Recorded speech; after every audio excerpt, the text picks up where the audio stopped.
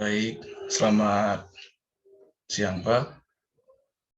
Sebelum saya mempresentasikan hasil tugas saya, pertama dulu saya akan memperkenalkan diri. Nama saya Simplicius Brian, NIM 2018-520-110. Baik, untuk mempersingkat waktu, mari kita langsungkan ke presentasinya.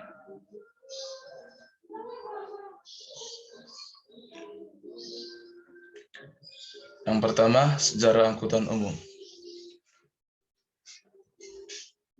Di sini kita menjelaskan definisi angkutan umum adalah sistem transportasi yang dapat dipergunakan oleh umum dengan syarat-syarat tertentu.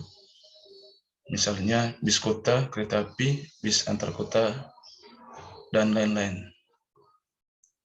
Angkutan umum berdasarkan sifat operasinya dapat dibagi 3 jenis.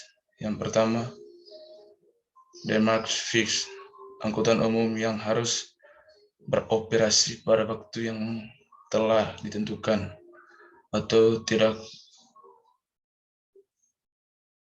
penumpang. Contohnya transportasi Jakarta. Yang kedua, demarche responsif, angkutan umum yang beroperasi sesuai dengan demarche yang ada. Contohnya angkutan bis kota. Yang ketiga, paratransaksi, angkutan umum yang tidak punya jadwal dan rute yang pasti, misalnya taksi, ojek, atau ojek online. Yang kedua, sistem jaringan angkutan umum. Di sistem jaringan angkutan umum ada beberapa jaringan. Yang pertama, jaringan terdiri dari rute atau trayek, terminal, interchannel.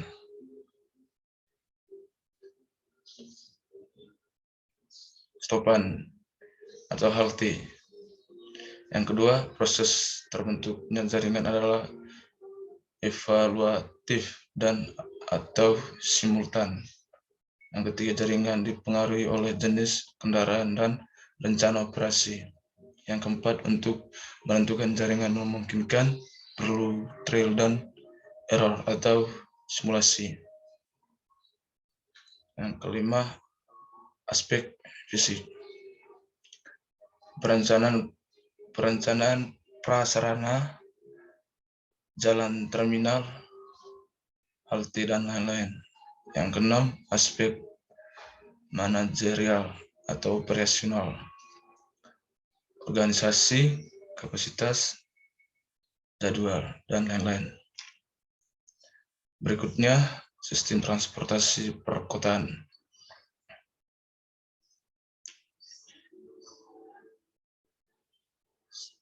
Di sistem presentasi perkotaan ada dua. Yang pertama, 3 langkah strategis penanggulan transportasi kota. A. Pengembangan pelayanan angkutan umum massal. B. Pembatasan lalu lintas. C. Peningkatan kapasitas jaringan jalan. Yang kedua, strategi PTM, angkutan massal, pembatasan lalu lintas, peningkatan kapasitas jaringan. Yang keempat, konsep dasar angkutan umum. Menurut Undang-Undang Nomor 22 Tahun 2009 tentang lalu lintas dan angkutan umum, lebih spesifik dari undang-undang tersebut, pasal yang mengatur angkutan massal dan angkutan umum adalah sebagai berikut.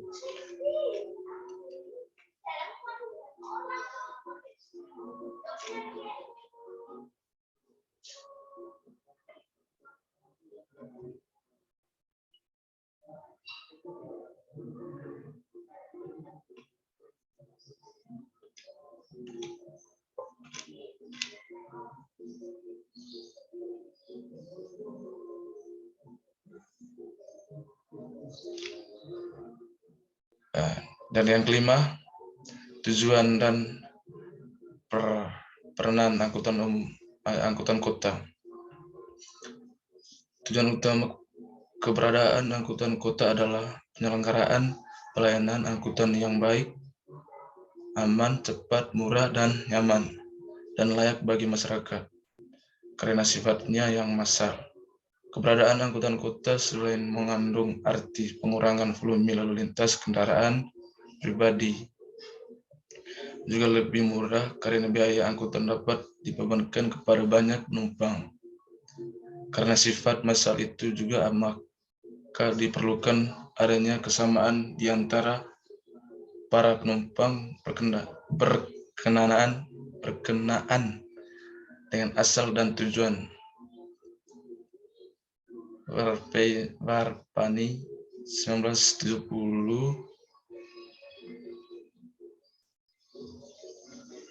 sampai 172. Berikutnya, kapasitas dan karakteristik angkutan umum. Konsep dasar kinerja angkutan umum ada dua, yaitu yang pertama, efektivitas. Penilaian terhadap hasil dari suatu sistem pelayanan. Ukuran efektivitas digunakan untuk membandingkan hasil akhir dan dampak pelayanan terhadap objektif yang telah ditetapkan. Yang kedua, efisiensi. Ukuran terhadap cara atau alat untuk mencapai hasil tersebut. Ukuran efisiensi digunakan untuk mengevaluasi suatu sistem dengan cara membandingkan hasil dengan usaha yang dilakukan untuk memperoleh hasil tersebut. Yang berikutnya, aspek utama angkutan umum. Prinsip angkutan umum. Kuantitas, jumlah armada, frekuensi dan kapasitas pelayanan. Kualitas, harga, dan biaya.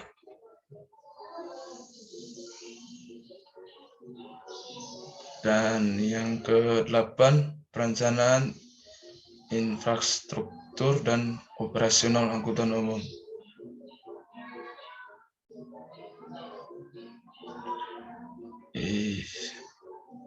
Di sini saya menjelaskan standar pelayanan minimum angkutan umum perkotaan.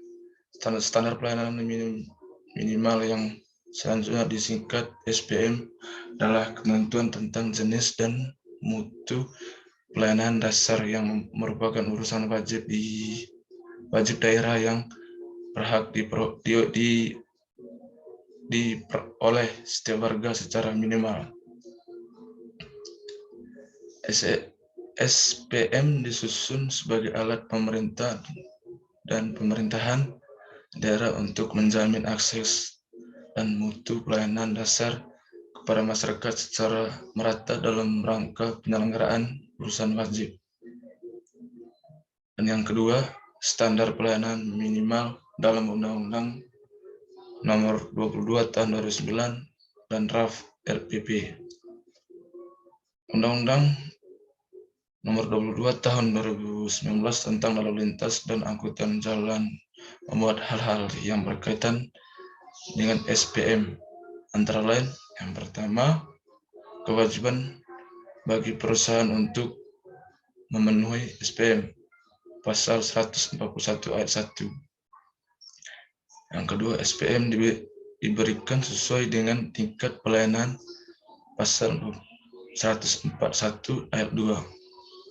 Yang ketiga, penyelenggaraan angkutan orang dalam trayek wajib memenuhi SPM, pasal 177.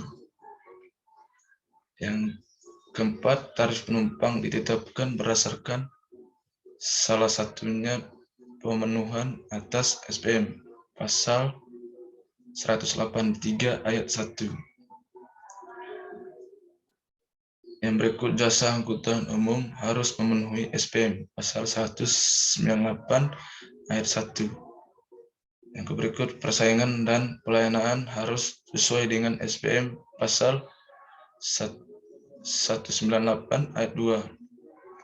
Yang berikut, implementasi SPM perlu dipantau dan dikendalikan pasal 198 ayat 2.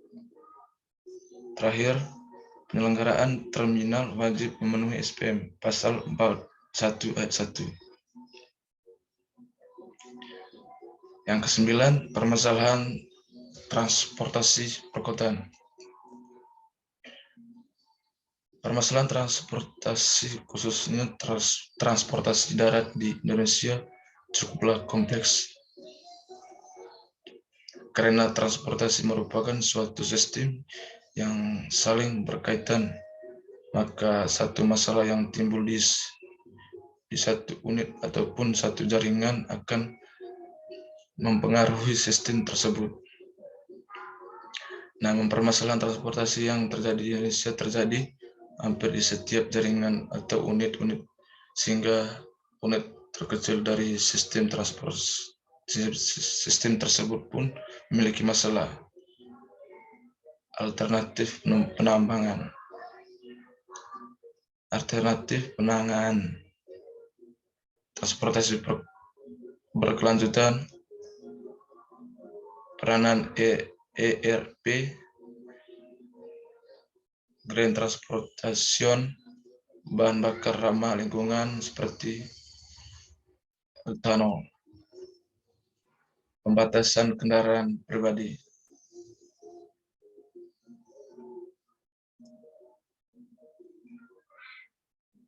Yang ke-10, terminal dan prasarana intermodality.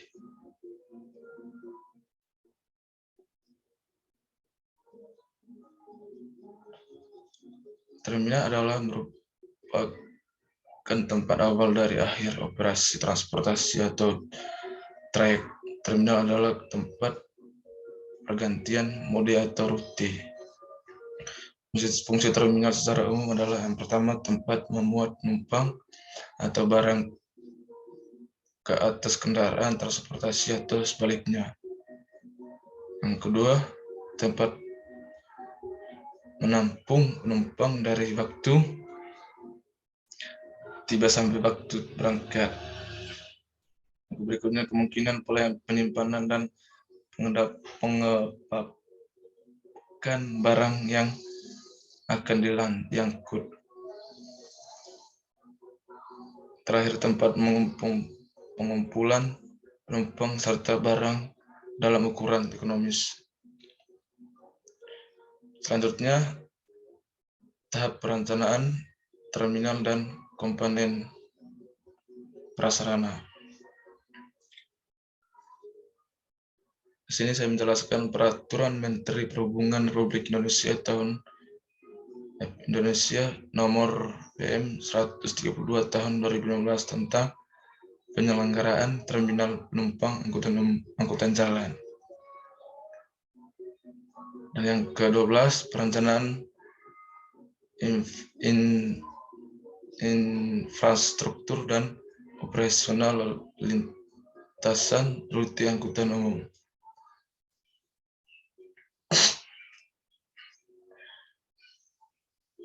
Beberapa aspek yang harus dipertimbangkan di dalam perencanaan angkutan umum antara lain, yang pertama teknis, yang kedua ekonomi, lingkungan, sosial. Berikutnya, konsep dan tarif angkutan umum. A. Konsep biaya. Biaya merupakan faktor yang menentukan dalam transportasi untuk penetapan tarif. Alat kontrol agar dalam pengoperasional mencapai tingkat efektivitas dan efisien. Yang ke B, tarif. Sejumlah biaya yang sejumlah biaya yang dikeluarkan konsumen dalam pembayaran jasa pengangkutan, baik berupa angkutan penumpang maupun barang, kepada pihak perusahaan pengangkutan sebagai penyediaan jasa angkutan, baik berupa angkutan darat, angkutan laut, dan penyeberangan maupun angkutan udara hingga angkutan antar moda transportasi. C. Pengertian harga tarif dari dua sisi kepentingan.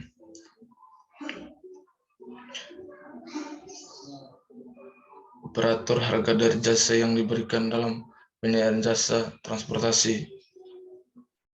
Penggunaan atau user, biaya yang harus dikeluarkan untuk jasa yang telah dipakai. D. Memiliki metode penetapan harga. Jadi penetapan harga mempertimbangkan yang kedua biaya, ketiga persaingan konsumen. Berikutnya, terima kasih Pak atas presentasi hari ini, dan presentasi saya hari ini sekian, dan terima kasih.